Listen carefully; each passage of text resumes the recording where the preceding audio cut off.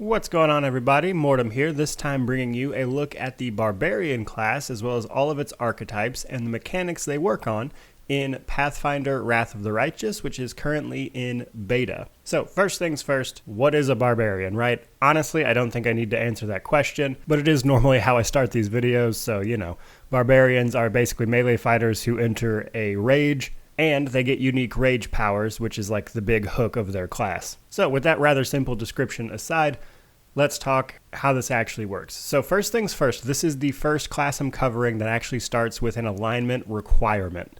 So if you are going to play a Barbarian, that Barbarian cannot be lawful. You can be neutral, you can be chaotic, you can be good or evil, whatever floats your boat, but you cannot have the lawful alignment tag. From there, our base class skills are going to be athletics, mobility, lore nature, perception, and persuasion.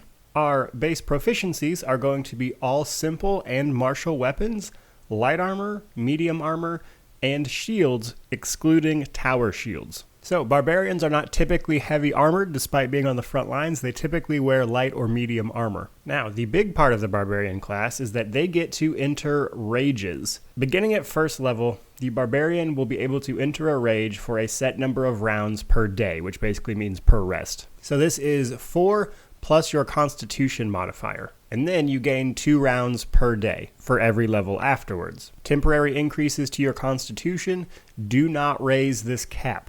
You can enter the rage as a free action, and moreover, what the rage actually does for you is give you a +2 bonus to melee attack and damage rolls, as well as thrown weapon damage rolls, as well as will saving throws. You do, however, take a -2 penalty to your armor class, which is mitigated in a variety of ways, and is almost meaningless. Moreover, you actually also gain temporary hit points per hit die that you have, and probably the most substantial downside to this is that you will be fatigued for 1 minute after your rage ends. Now, that is not a huge detriment because it is, again, timed, so you can't just wait it out if you want to, but just making people aware that you are fatigued at the end of a rage. Now, for the base class, as well as most of the archetypes, we will get improved rage as we go along. So at 11th level, the Barbarian's bonus to melee attack rolls, damage rolls, and all that will increase to 3, as well as giving you a minimum of 3 extra hit points per hit die. And then at 17th level,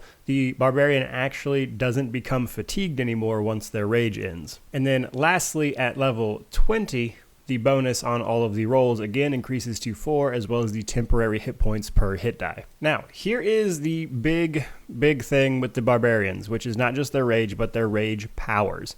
So first things first, when I'm talking about rage powers, it is important that you understand you only get the benefit from rage powers while you are raging. So if you have a bunch of rage powers and you're not actively turning on your rage, you won't get the benefit from them. Hopefully I have these up on screen for you right now, but they encompass a lot of stuff.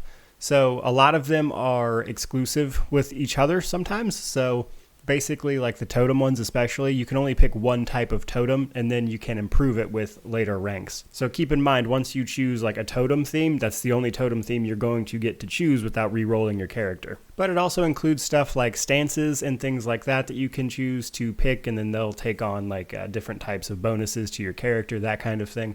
There's a lot of cool stuff going on with the rage powers. But moving on from there, then we have Danger Sense. So starting at 3rd level and every few levels, we increase our bonus to our reflex saves as well as our AC specifically against traps, up to a maximum of 6 at the 18th level. And then we have our damage reduction. So starting at level 7 for the base class, we start taking a damage reduction, which essentially just reduces weapon damage as well as natural attack damage. So because our Barbarian is on the front lines and not wearing like big heavy armor, you need a way to mitigate some of that damage, and the damage reduction is the class mechanic that handles that. And then, as if that weren't enough, they also get Uncanny Dodge. Now this will essentially make your dexterity modifier to your AC basically never go away. So you can't be caught flat-footed under normal circumstances. The only time you really lose your dexterity modifier with this is if you are immobilized or if you are successfully feinted. That is, someone uses the feint action against your character. And then at level 5, that actually improves to the improved Uncanny Dodge, which actually removes your flanked detriment, so your character can't be flanked at that point. And then we have our Indomitable Will. So at 14th level, you gain a +4 bonus to your will saves to resist enchantment spells. Now, interestingly enough, this is one of very few bonuses in Pathfinder that stacks with other bonuses. But with the base class out of the way, let's start talking archetypes. Now, I want to mention that apparently the goal is to have at least 6 archetypes per class. This is a beta, so I don't know exactly how many of them will wind up that way or if some of them won't, but it is my understanding that that is the goal. Now, right now, the Barbarian only has 5, so that is what we are going to cover. And first up, we have the Armored Hulk. Now, the Armored Hulk, unlike most Barbarians, is actually proficient with heavy armor right off the bat. However, this does come with some trade-offs. So you'll notice, as we're looking at the level up sheet here, that we lose our Danger Sense abilities. But it is replaced with Indomitable Stance, which gives us a +1 bonus to combat maneuver checks, as well as reflex saves against tramples, as well as a +1 bonus to your AC against charge attacks and charging creatures. Moreover, we don't get our fast movement right away, like most Barbarians do. It is actually spread out through 2 armored swiftness level ups. So, you'll get your fast movement, but it comes completely at level 5 as opposed to most Barbarian archetypes as well as the base class getting it immediately. And then we also pick up Resilience of Steel. So, while wearing heavy armor, you will get a +1 bonus to AC that applies only to critical hit confirmations. So at 18th level, you will get a +6 AC bonus to the critical confirmation rolls of your enemies. If you want a more in-depth look at how criticals work, I suggest you watch my Combat Basics video for this game as well. Now, that brings us to our Beastkin Berserker. Right off the bat, you'll notice with the Beastkin that they get less rage powers in total at the beginning of their leveling. That is so they can give you your beast powers that come with being a Beastkin Berserker. Now, right off the bat, we get Savage Rapport, which gives half your level on Lore Nature and Intimidation checks. What we gain to replace the rage powers we lose are Feral Transformations. Now, we get 3 of these, and essentially what they are is Beast Shape 1, Beast Shape 2, and Beast Shape 3. And what those will do is turn you into an animal, because the gameplay of the Beastkin Berserker is that they become so animalistic during their rages that they literally turn into an animal. That's kind of the flavor for it. Now, at level 12, Beastkin Berserker gains their final beast transformation, and after that level, they resume gaining their rage powers as normal. Now, that brings us to the Invulnerable Rager. Quick things about the Invulnerable Rager: we lose our Danger Sense as well as our improved dodge. However, what we gain in the trade-off for that is just way more damage reduction, as you can see here. In addition to all of our damage reduction, we also get Extreme Endurance, which essentially just gives us fire and cold resistance every few levels. And then we have our Mad Dog archetype.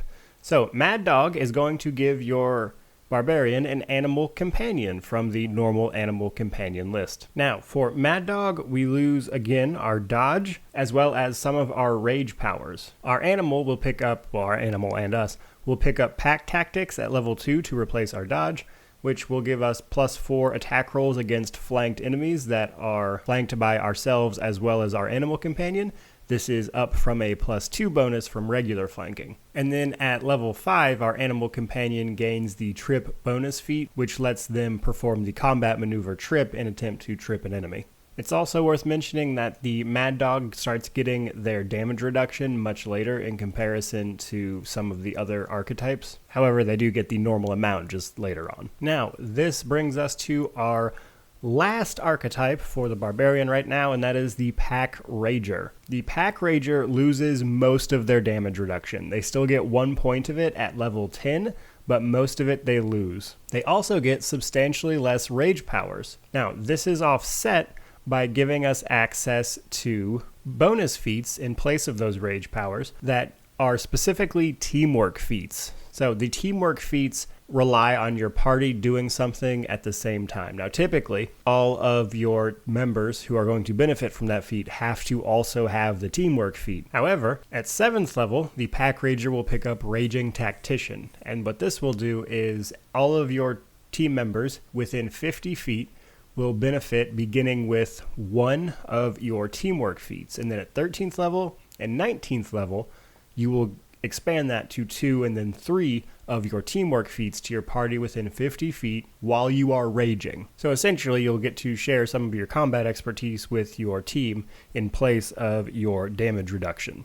Alright guys, and that is going to wrap it up for the Barbarian. So, personal opinions, I like the Barbarian class for the most part. It's a little vanilla for me, to be honest with you. It's basically just hitting stuff. I will say, though, that I was impressed with everything they were able to do with the archetypes, and they did manage to add some flavor to what, in my opinion, is an otherwise pretty boring overall class. With that out of the way, guys, I hope you'll consider supporting the channel through my merch store, which is hands down the most direct way to support the creation of future content. But that said, regardless of whether or not you choose to do so, I truly do appreciate you for watching this video, so thank you very much for that. May you wander in wisdom and have an amazing day.